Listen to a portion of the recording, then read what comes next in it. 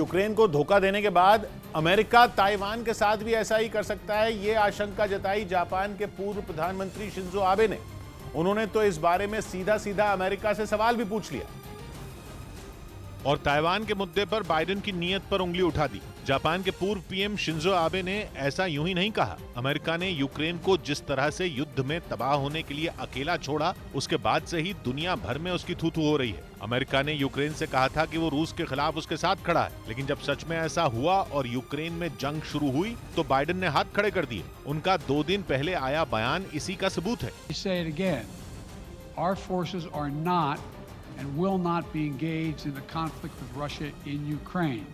आबे के डर की भी यही वजह है। उन्होंने एक इंटरव्यू में इस बारे में बयान दिया, जिससे जाहिर हो गया कि जापान को चिंता है कि कहीं अमेरिका ताइवान को भी यूक्रेन की तरह दर-दर की ठोकरें खाने के लिए अकेला न छोड़ दे। आबे ने बयान दिया कि अमेरिका ताइवान पर अपनी रणनीति बताए और दुनिया के सामने ये साफ करे कि वो ताइवान की चीन से रक्षा करेगा। यूक्रेन पर हमले वाले दिन ही चीन के 9 लड़ाकू विमान ताइवान की हवाई सीमा में घुस गए थे, जिसके बाद इस बात को हवा मिल गई कि चीन ताइवान में वही करना चाहता है जो रूस ने यूक्रेन में किया है। चीन ताइवान को अपना हिस्सा मानता है और इस बात में रूस चीन के साथ खड़ा है। लेकिन जापान की चिंता यह है कि कहीं मुसीबत के वक्त अमेरिका ताइवान का साथ न छोड़ दे, क्योंकि अमेरिका ने परसों से ताइवान पर जो नीति अपनाई है उसके तहत वो ताइवान को सैन्य सहायता तो देता है, लेकिन चीन के हमले के दौरान सुरक्षा की गारंटी नहीं देता।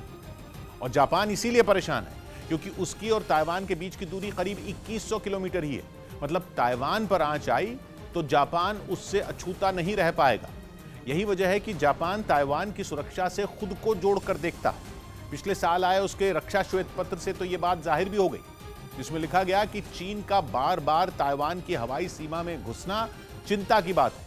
जापान ने यह भी लिखा कि वो ताइवान और उसके आसपास के क्षेत्रों में सुरक्षा को लेकर चौकन्ना रहेगा, क्योंकि ये जापान की अपनी सुरक्षा के लिए भी जरूरी है।